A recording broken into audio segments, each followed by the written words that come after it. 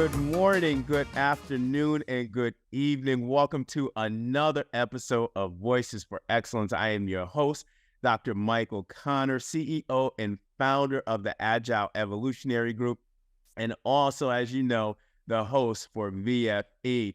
And today's episode, now, this is going to be unapologetic, and it's definitely going to be bold, because the individual I have here, I'm just smiling because I know the direction of our conversations because we believe in a lot of the same things.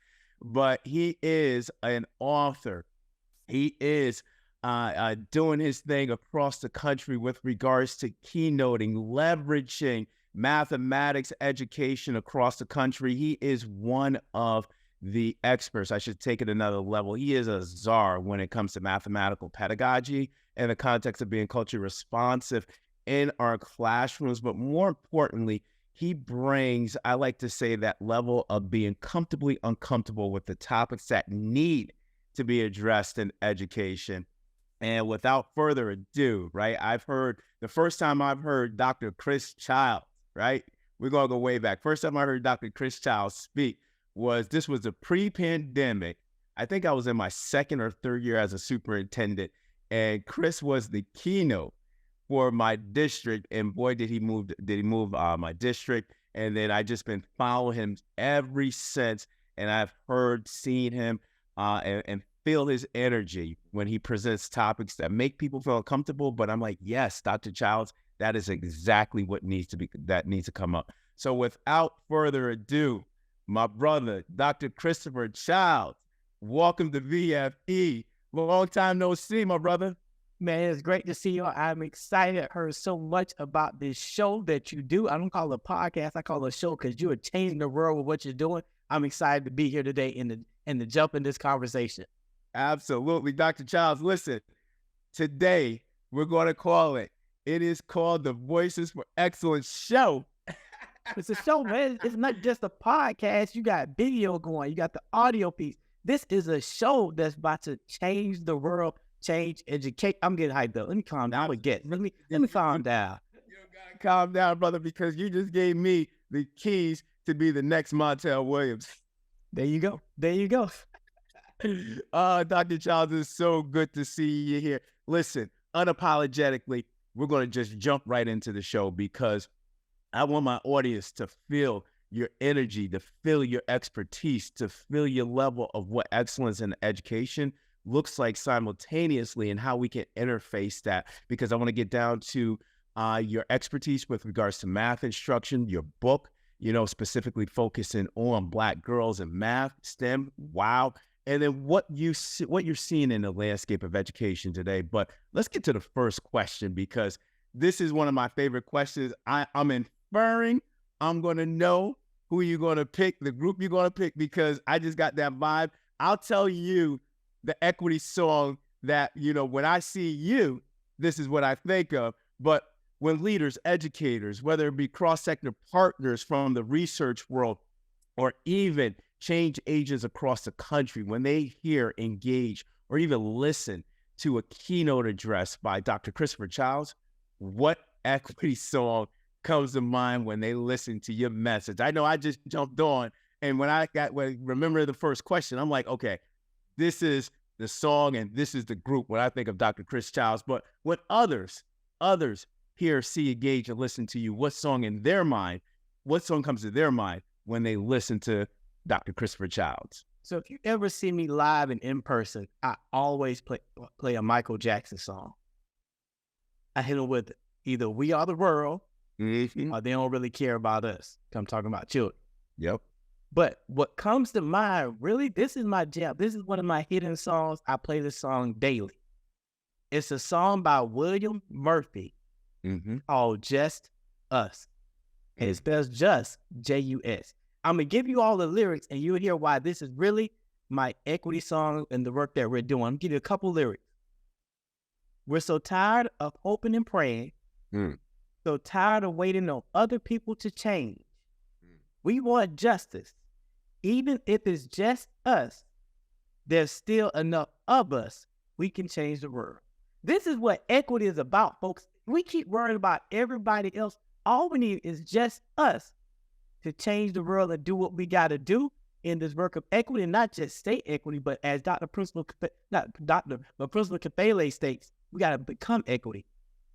All we need is just us. Stop worrying about everybody around you, the person beside you, the administrators, your colleagues. What are you doing to engage in the work of equity? Because all we need is just us.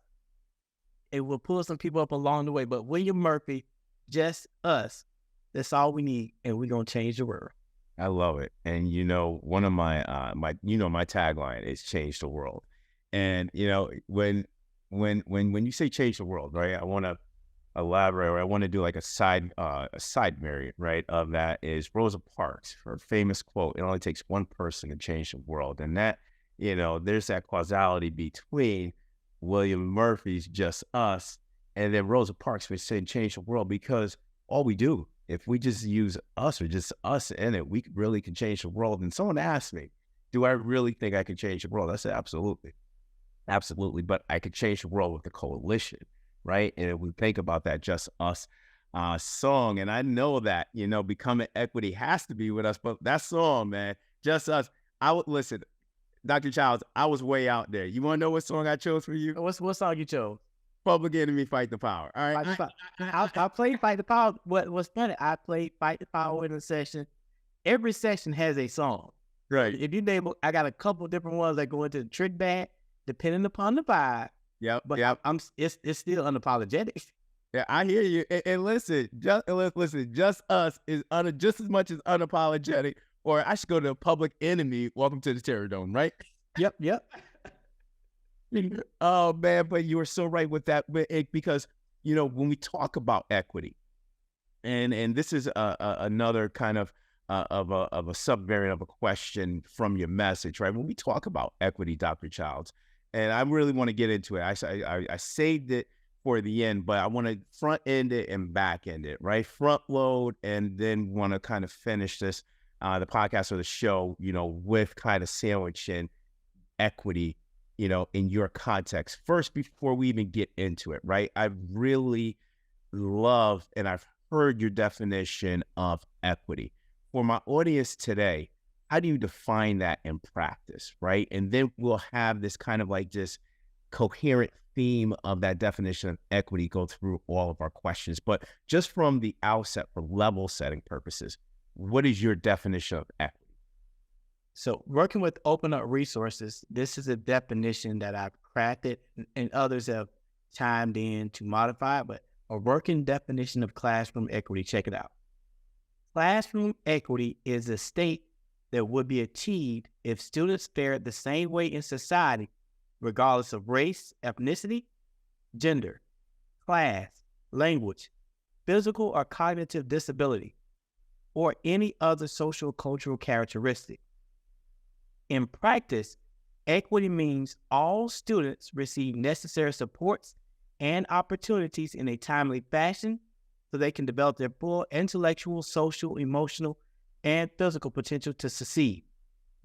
To achieve equity, adults organizing the learning opportunities must be willing to alter traditional beliefs and practices to prioritize success for all students. I'm going to read that last part again. To achieve equity, adults organizing the learning opportunities must be willing to alter their traditional beliefs and practices to prioritize success for all students. This is a strong definition that we crafted collaboratively, but it gets at the heart of this whole thing of becoming equity.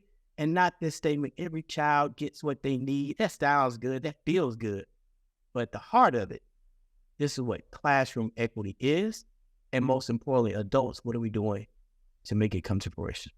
Absolutely. And Dr. Childs, I just want to restate that again, right? That definition of equity, and very powerful with the last statement. And there's a key word in there that I'm highlighting. I apologize that I'm looking down, I'm just referencing the definition that you gave.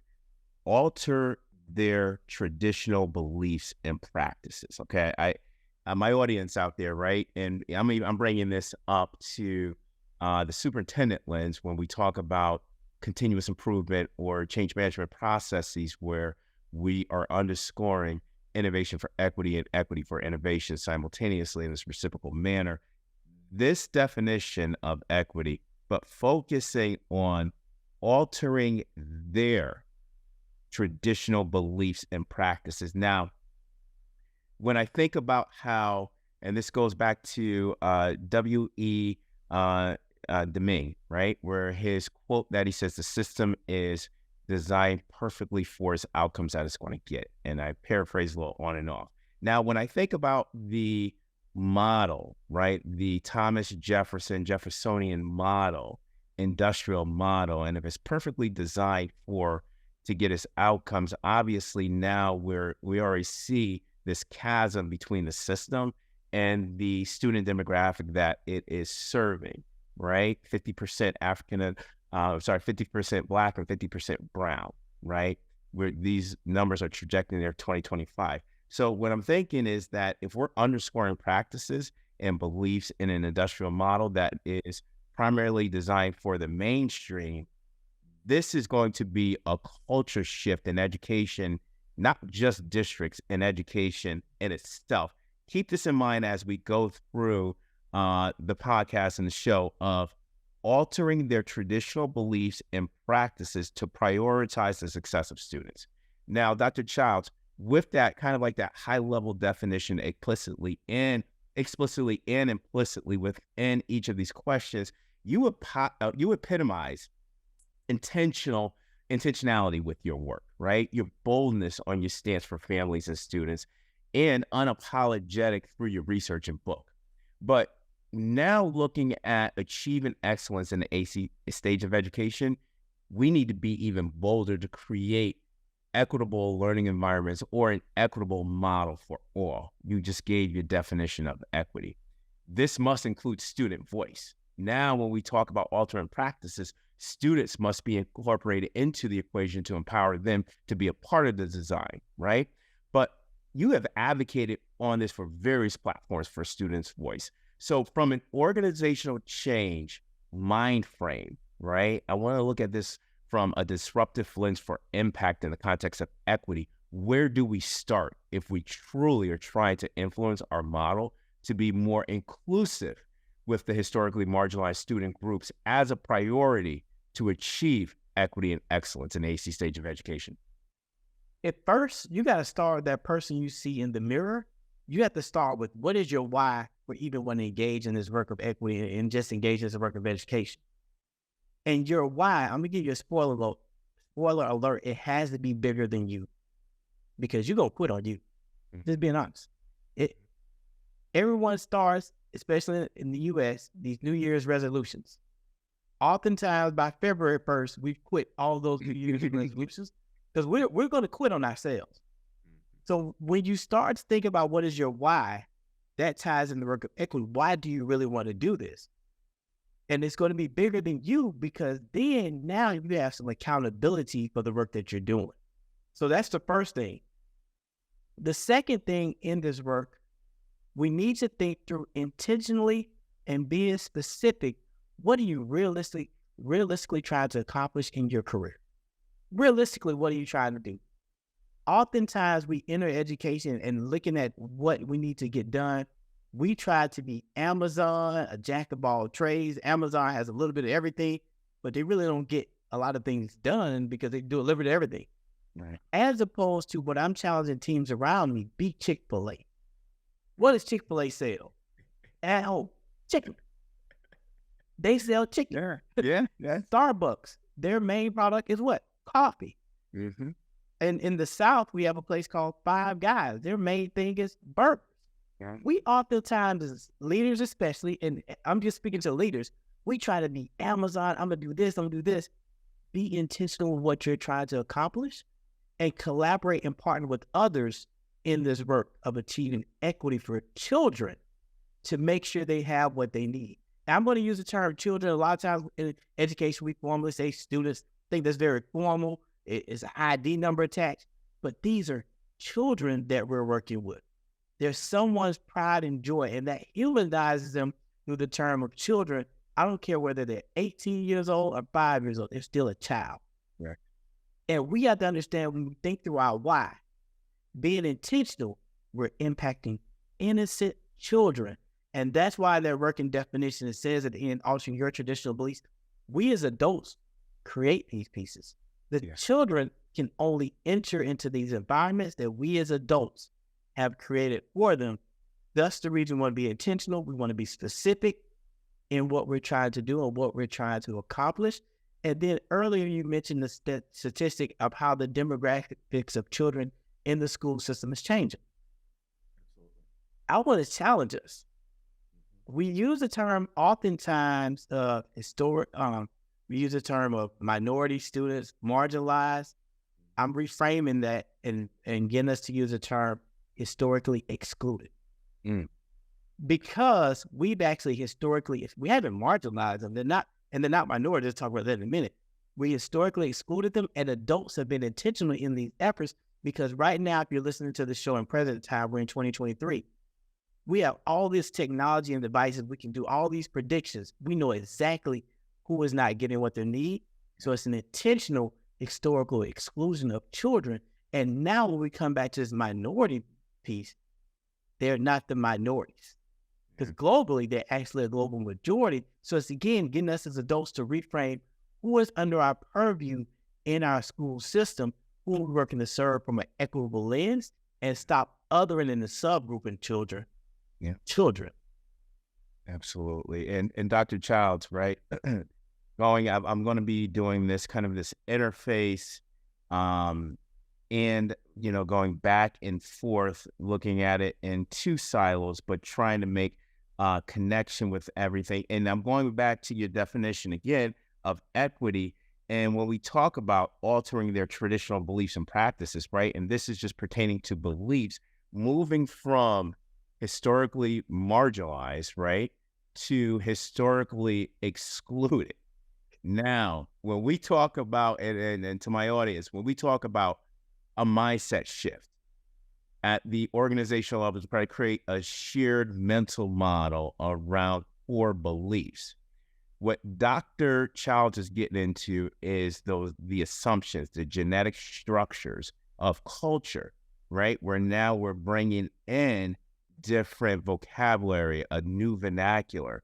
And when you just look at it from a density standpoint, historically marginalized versus historically excluded.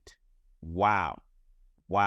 Now, this is, again, another question, right? A variant from historically excluded. And I want to look at this from a topical standpoint of artifacts, i.e. curriculum, i.e. resources, right?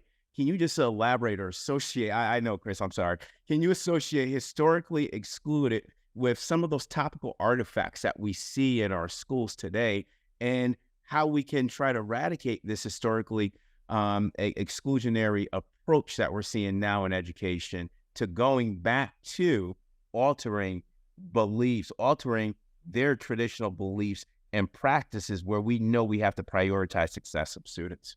So I want everybody listening to the show right now to take a moment, visualize your educational environment.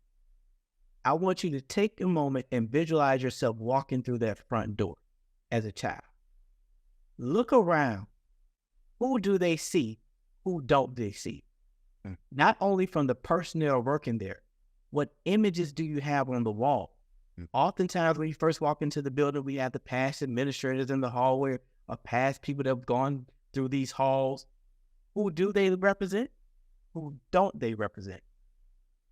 Then as a child, I walk down that hallway, I get to my classroom environment. What music am I going to possibly hear? What pictures am I going to possibly see on the wall? What things are going to happen during the school day that are culturally relevant to me? And some things I have no idea what is happening with them.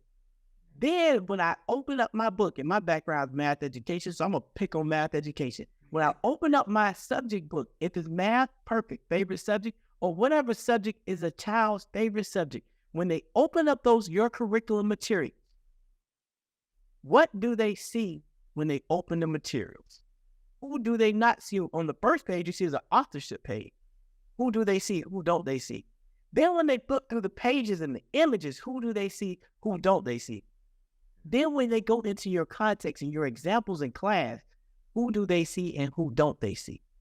Adults made a decision from when they walked into the room, the building, what pictures are on the wall. Adults made a decision of what songs will be played. Adults made a decision what images we have on the wall, what activities we're going to look at. Adults made a decision as it relates to curriculum materials. Will that child see themselves represented, or will that child not see themselves represented?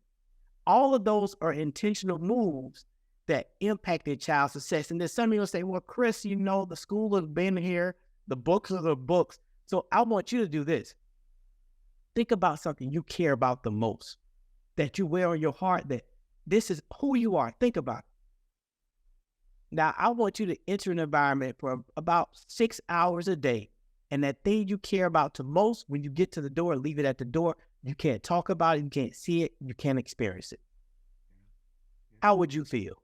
We do that every day to children. We make them come into these environments to assimilate as opposed to liberate. And we as adults can change that. And then someone will say, well, Chris, with so many different identities at the school, so many different things. I didn't say change it all at once. We can do better in what we're doing so every child's identity is represented. They feel seen and heard in the curriculum experience. Can I guarantee you, if I identify as white male, no matter where I go in the country, I'm going to see my identity represented. If I identify as white female, so if they can see their identities represented, guaranteed 99% of the time, you're telling me a child that identifies as Asian can't see themselves identified or represented in nothing throughout the entire day? We got a full day, a full year. We're right now, depending upon when you watch this episode, towards the end of the school year.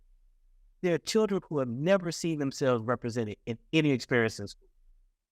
That's on adults. Are you controlling what you can control, or are you going to blame everybody else for the thing? Well, Chris, we don't make the books. You put the pictures on the wall. Well, Chris, we don't do this. You play the songs. Well, Chris, we do family nights. Who's represented? Who's a part of it? And are you willing to alter your traditional beliefs? Are you so focused on, we've been doing it like this, we got to keep doing it? Well, you keep doing it, and we're going to get the same outcomes where most children can't read, most children are not proficient in math, most children are not financially literate, and we keep getting the same societal results. All right, I'm a guest. Let me calm down, man. I apologize. No, please. No. This is your platform for my audience to learn, right? This is, I always say this in every episode, that this is used as a professional learning mechanism where they're taking strategies and tactics and developing new pathologies for our students. Because a lot of the time, and Chris, you know this, you and I would have this conversation on the phone, at a restaurant, right, over cocktails. Now I got the platform to be able to bring this out universally. So now we're better preparing the coalition around this change. So be unapologetic as much as you want, okay? Don't worry about that. But I want to underpin something, my brother, because you said something that that resonates with me, right? It's stimulate in lieu of liberate. And when I get back to this, and this is where, and Chris, you'll probably appreciate this, I'll put my research hat on John Ogbu's work, right? And John Ogbu, I know you laughing because one of the most controversial cultural anthropologists probably our country has seen. I mean, we've seen Dr. Noguera even challenge John Ogbu's work.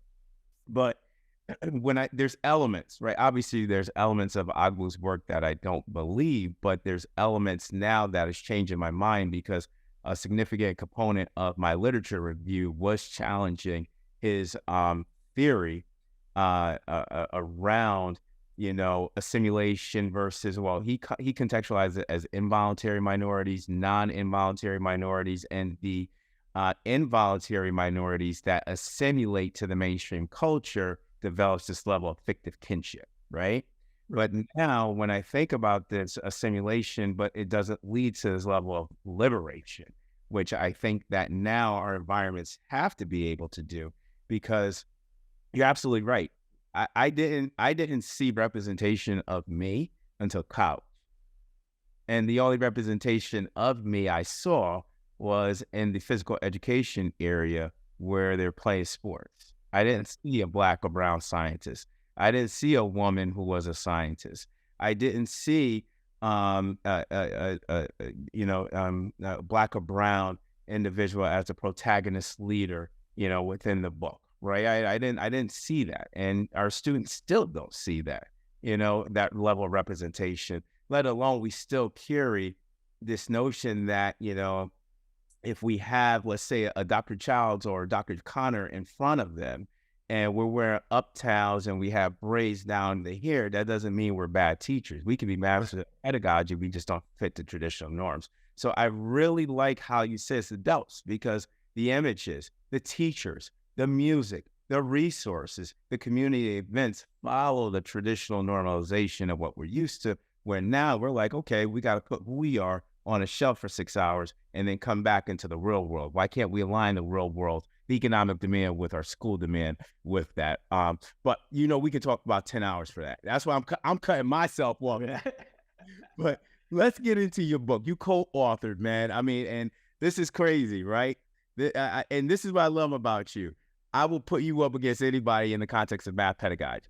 I mean, yes, you're bold, you're unapologetic, you're intentional. But what people don't realize is you're a czar in mathematics instruction, a czar with the standards, is a czar with regards to the shifts, how to be able to move pedagogy into this deep conceptual phase, where when we go back to changing traditional beliefs, sympathy instruction, we see a lot of procedural pedagogy being underscored because oh, Dr. Childs, I feel bad for you. Let me make it easier. Okay, so now getting into your book, Making Sense of Mathematics for Teaching Girls in Grades K through 5. Just the title itself is an outlier. Mathematics, instruction, girls, elementary.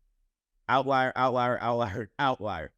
But the content of your book highlights best practices focusing on mindset and pedagogical shifts that are needed in the AC stage of education. So very briefly, on a high level, Dr. Childs, can you unwrap specific themes from your book and how it can help leaders and practitioners in their respective districts?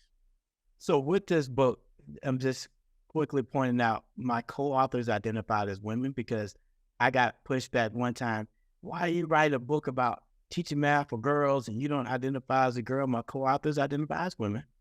Mm-hmm. And also, I'm the father of 2 daughters.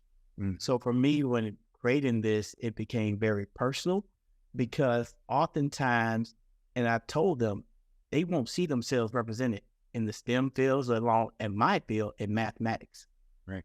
Education. So with this book, we sought out to look at what are, just being straight up, what are biases that someone who identifies as female deals with in this male-dominated field. Mm-hmm. So we talk through what are biases, what are stereotypes. Then we looked at how do you honor diverse ways of doing mathematics. Mm-hmm. Oftentimes, we love to put mathematics in a box, as opposed to thinking what are different ways that folks can express themselves as it relates to mathematics, and then really harping on this piece of classroom discourse. What does that look like? What does that feel like in a classroom setting? We dive into a lot more topics within this book in the pedagogical processes. Also, one of the key features that I really, really love about this book is at the very end of the book, we have affirmations for every day of the school year. Mm-hmm. They were dedicated directly to young girls. Why did we put these things in here? It goes back to earlier we talked about in the episode, how we created environments, who have we created them for. And we keep looking at mathematics as a male-dominated domain, which is definitely not and shouldn't be posited as. But we have to create environments that if I identify as a young girl, how do I see myself within it? And not through a stereotypical lens. Oh, Chris, that's great. I do ones where they're bakers. Who said you have to bake as you identify as a young girl? We don't have to do that. So when we wrote this book, that was what we're trying to push and think through, eliminating bias and stereotype, and just thinking about the context that we're using and the practices that we use in the classroom to engage all student learners, but specifically with this book, young learners that identify as girls in grades K through 5. Dr. Childs, I appreciate that, because I'm going back to your definition again.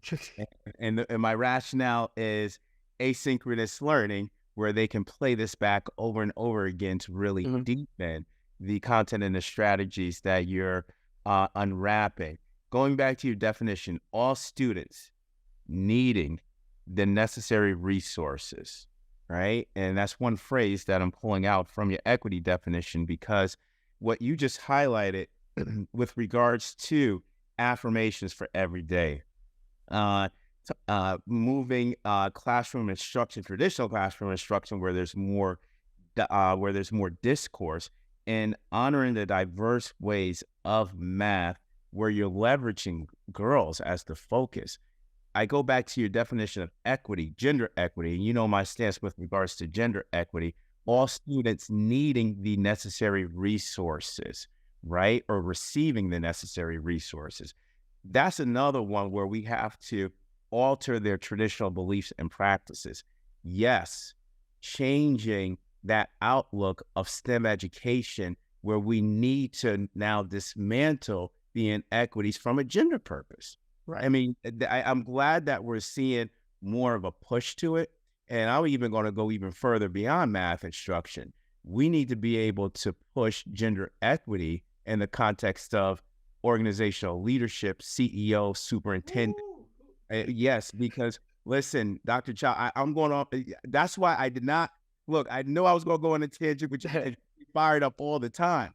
4% nationally, Dr. Childs, 4% nationally of our superintendents across the country are women. That I'm going to use Hillary's words. That's deplorable, right?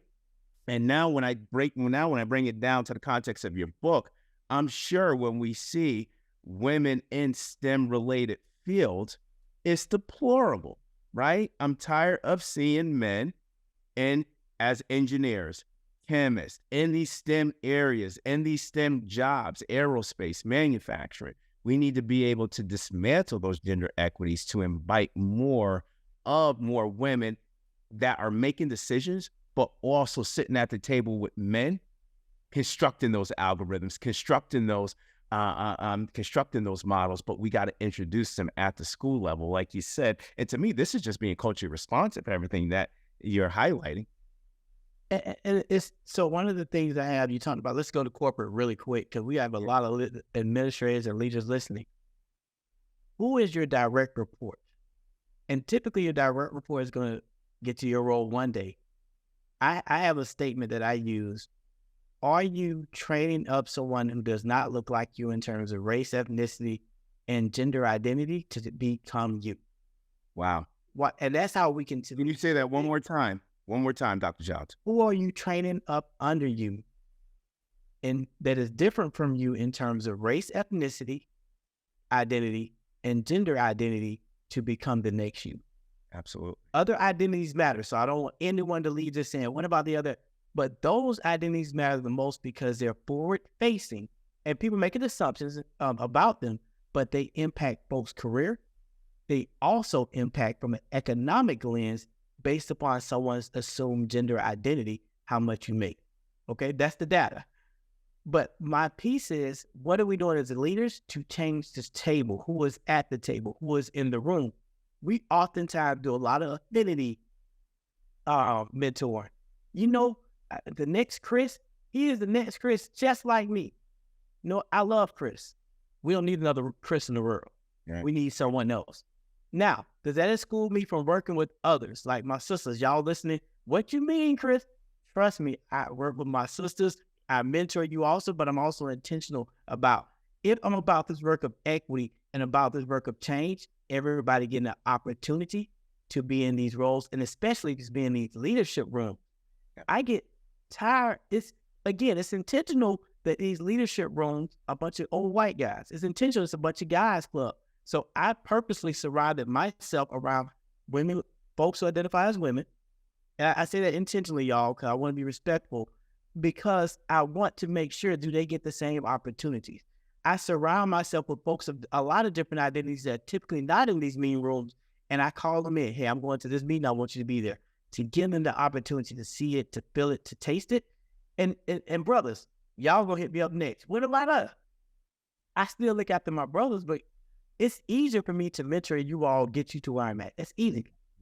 I want to also give other folks the opportunity, and I'm constantly, from equitable lens, surrounding myself with different folks with different identities to bring these pieces in. But again, we got to be intentional in this work.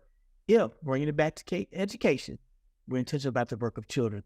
Children deserve to see themselves in the highest levels. My daughter attends the local elementary school. I intentionally chose a school because her principal identifies as a Black female. My daughter identifies as a Black female.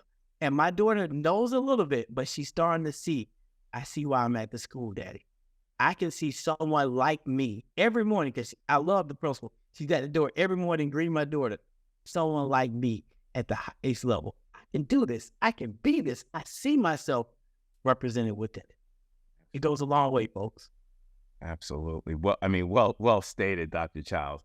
Well stated. My audience, please, this is another one of those episodes you got to play about 3 or 4 times to really get every single nugget from this episode. So now I want to go into math pedagogy, right? And I want my audience to feel your expertise in the context of classroom instruction, or even instruction from a tiered intervention manner, right?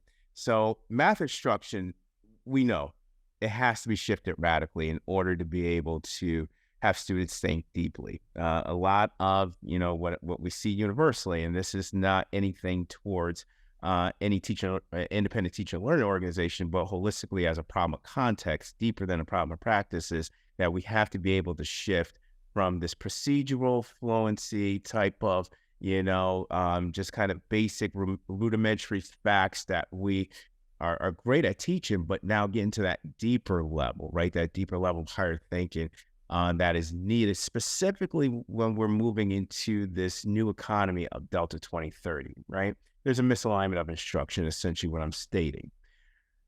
Now, my question is this, right? Going back to your definition of equity, I love it. And here's the thing, Dr. Childs, I'm glad you copyrighted, because this is equity right here, this definition as I'm referencing it.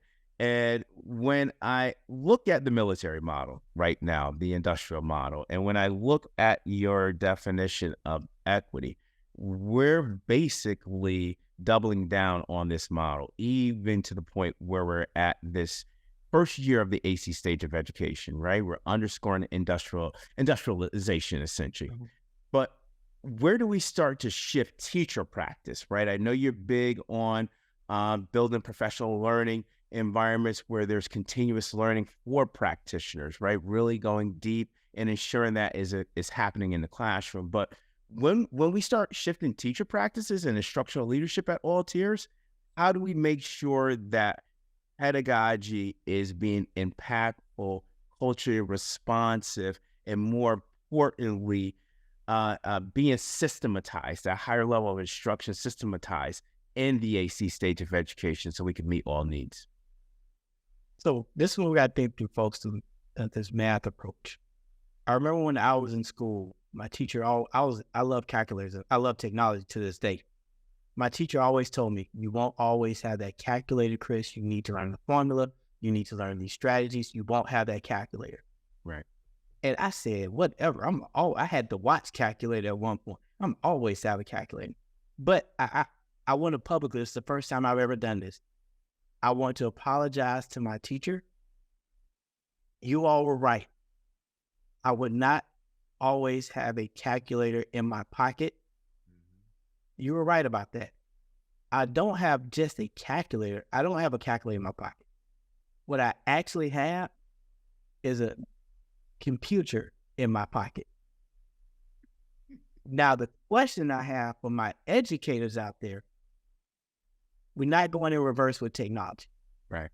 The children you're teaching today will always have a version of a computer in their pocket. Mm-hmm. What are you doing to harness this technology and stop with the foolishness of, oh my gosh, Chris, they got to learn blank because one day they're going to use it. Pythagorean theorem is perfect. A squared plus B squared equals C squared. I've never been asked what is Pythagorean theorem. Right. If I forget the theorem, I can say, hey, Siri, what's Pythagorean theorem? Now, do I need to know how to apply it? Yes.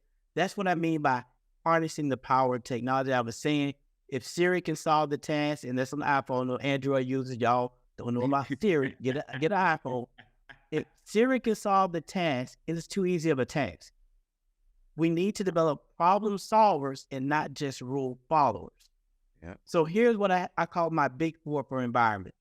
Number one, making sure you have a child-centered approach.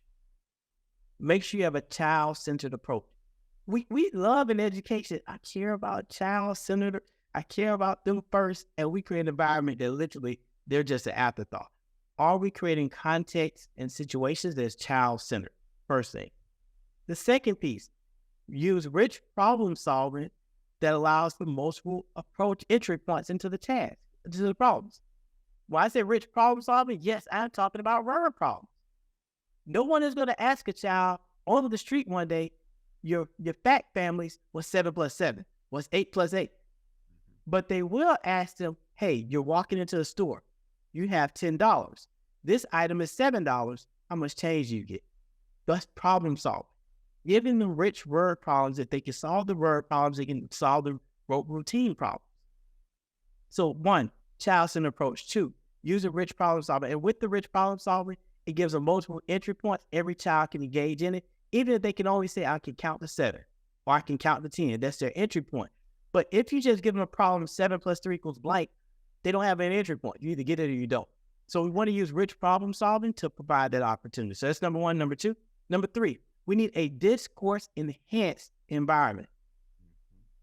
I've never met a child who doesn't like to talk. And that's in their own way. Okay. Because some people, well, I have one, somebody always gives this one example. In 1984, I had a child who actually did not talk, but they communicated in some manner. Oh, yes. Okay, let's start with that. So every child likes to talk. Are we harnessing this energy in the mathematics environment? Oftentimes we get to math, you can't talk, you got to listen to me. And children are sitting there and we're wondering why they're not engaged. You provide them opportunities for a discourse enhanced environment to talk about the math and the tasks that you've given them. It's a rich problem solving task. It's child-centered, things they like and engage in. Guess what? They have something to say about it. I was in my daughter's class this past Monday. She's in grade 2, and they were doing tallying, working on tables. And one of the tasks was create your own table. And most of the children were like, all right, I'm going to talk about my favorite candies. And then they got to ask the class, here are my favorite candies, what are yours? And take tallies. They were lighting up. They did music. Oh. I was like, they're just doing tallies. But if I had made a routine task, they wouldn't have been engaged at that advanced level of discourse and just talking in their own language, talking to the neighbor, asking questions. So that's pillar 3. And then the 4th one, allow children the opportunity to showcase their thinking. I have a strong, I'm riding and dying on this statement. Every child enters an environment with genius level potential. It is our job to unlock it. Are we allowing them to showcase their genius level thinking? Not yours, not this child, not that child. What they bring in are giving them a chance to showcase their thinking. Even if, again, with that example earlier, they can only count to 7, I find them, encourage them. Because they can count to 7 today, they can count to 10 tomorrow, they can count to 10 tomorrow, they count by 5 to 100 the next day. But we still get stifled. They can't count to 100 by 5 today. Put them in the corner. What are we doing to limit them? Think about when you first learned to ride a bicycle. All of us have fallen. To learn, you got back up and you kept riding. The same thing in math class. We got to give children those opportunities to get up and keep riding. So going back over the big 4. 1, a child-centered approach. 2, rich problem-solving tasks. You choose a task. They're in every curriculum. Fill out the rich ones that are good. Number 3, a discourse-enhanced environment. Let these babies talk. Let them talk. Use that same energy on the playground, the same energy before school, the same energy the way making TikTok. Let them talk about math and problem solving, how it's going to apply to their lives, and then allow them to showcase their thinking. Children, literally, bring back iPhone. These children now have phones, they have iPads, and I've yet to see them read the manual of how do I turn on my iPad. But we come in math class thinking, Chris, I got to show them the math first before they can figure it out. You got to show them a thing. You got to give them an opportunity and make it a rich problem solving, and you build upon what they're bringing within it. Just, again, a lot of us, well, I wasn't taught that way. Well, look at society today. It obviously didn't work. Yeah. Most people don't remember the formulas for adding, subtract, adding fractions, multiplying. You don't remember them. You remember problem solving skills and strategies. That's what we need to impart upon children so they can solve real world problems and use their analytical skills that they all have to engage. Last one, for my elementary teachers, you see these things? These are things to call thinkers. Mm-hmm. Let children use them. This is just a nugget Because all the times I go into classrooms, I'm like, what are you doing? I'm counting my fingers. Why not use them? Well, the teacher said we shouldn't use them. Let them count their fingers. This is one of their God-given manipulatives. Free. Let them count their fingers, toes, arms, elbows, like a gift. Folks, unlock the power of mathematics. It is not in a box. It's not a routine. It's definitely not a standardized test. It is how we make sense of the beauty of the world. Child-centered approaches, rich problem solving, enhance discourse, and most importantly, let that child showcase their thinking in their manner, and you build upon it. So if they can only do this part, give them a 10. Let the student do this, child do this part, let them do this part. And we keep building, And that's how we change the game, through using mathematics as a catalyst for change. Absolutely. Well stated, Dr. Childs. And I'll tell you this, I wish I knew the fingers and the elbows were free resources for manipulatives, man. I would have saved a lot of money. Hey, wait. No, because you got some listeners like, y'all better buy these children manipulatives, over budget on manipulatives. Y'all spend the money on the manipulatives. I'm putting it out there. Chop this up, sound clip it, send it to everybody in your district. We need manipulatives in the budget. And then we got fingers too to go with. So now, Dr. Childs, listen, we've been going on. This is my last question, right? And I want to kind of interface 2 questions in one, because I promised my audience I was going to end it with equity, but I also want you to be able to leverage this answer to really close us out very boldly and intentionally. Equity and inclusion, we know, right? And I wanted to end with this. Equity, inclusion, and now social justice. And now, based off of today's show, I want to throw in historically excluded, right, into that. Now, those terms, with the exception of historically excluded, but those terms of equity, inclusion, social justice, bringing it back to historically marginalized, the old terminology of it, When I think about that, it's this vernacular that's lamented in education, right? We're seeing all these various initiatives and creative ideas, a lot of affinity groups, a lot of discussion that is happening across the country. But, change agents are experiencing opposition vis-a-vis, I apologize, politics and federal policies, right? Politics and federal policies.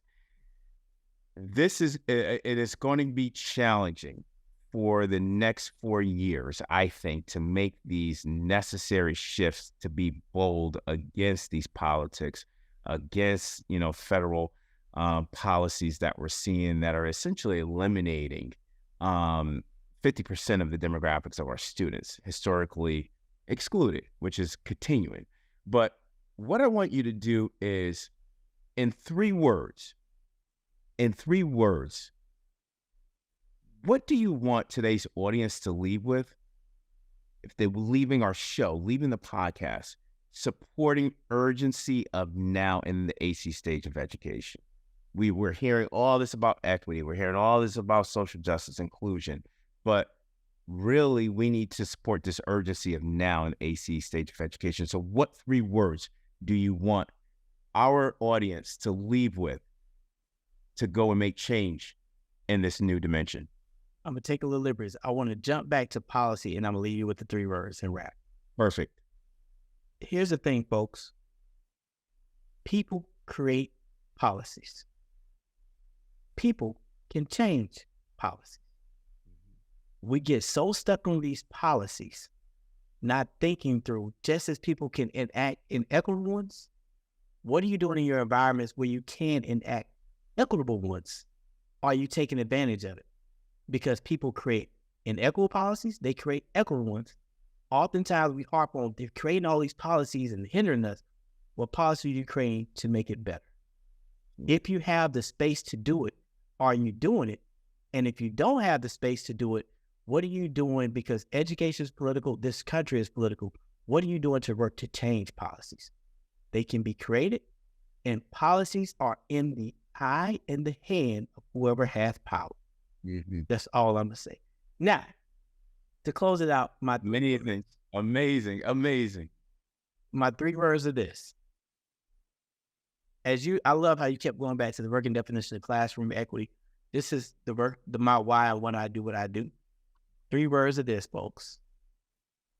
Children. These are you grown folks out there, you adults. Children deserve better. Are you willing to create better for them? Are you willing to do better for them? Because they're children. They're innocent. They don't pick the zip code, even though the zip code determines their life. They don't pick the neighborhood they live in, even though the neighborhood determines their school. They don't even pick the school they go to. You all craft an experience. But children, not those children, not that child, not that. All children deserve better. What are you doing as adults to make sure every child receives a high-quality education and their identity does not predict their academic outcomes? I can go to any environment in America in 2023. If you tell me the race, ethnicity of the children, you tell me the socioeconomic status, I can pretty accurately predict how they're going to perform academically. Then some of you are going to say, well, Chris, we can't talk about that race, ethnicity thing. I'm down here in Florida. Okay, let's say you take race, ethnicity off the table. Talk about through a socioeconomic status lens. There are poor white kids. We love to talk about the poor melanated kids. There are poor white kids. You got to start using policies and being strategic and impacting children through every lane that you have and stop focusing on all the scattered things they want you to focus on. But my question to you, coming back to all of this, children deserve better. The question I have for you as an audience, what are you going to do to make sure they get better? Or just be honest, like I tell people all the time, keep doing what you're doing. You probably don't care about them no way. But if you care about them, you're going to do better. But if you don't, keep doing what you're doing, keep collecting check. Kumbaya, everything is great. Chris, you're making up stuff. But children deserve better. Let's fight for them. Intentional, bold, and unapologetic. You heard it right from Dr. Kristopher Childs. 3 words. Children deserve better. Amen, amen, and amen on that. And what are you doing as a I'm going to start asking people how many rooms I'm going to get thrown out of. What are you doing as a because our children deserve better. To my audience, please, children deserve better. Continue the great work that you're doing. But Dr. Childs, and anybody in my audience want to get in touch with you, how would they be able to get in touch with you? You can find me on all social media platforms at DRKCHILDS, at DRKCHILDS, at DRK, at Dr. K. Childs. On my website, www.kristopherchilds.com. That's Christopher with a K, Kristopher, Childs, CHILDS.com, ChristopherChilds.com. Reach me on either one of those platforms. Because imagine the energy y'all got through the camera. And face to face, woo! I'm a bad boy. Listen, I experienced it. Yes, it is all that and more.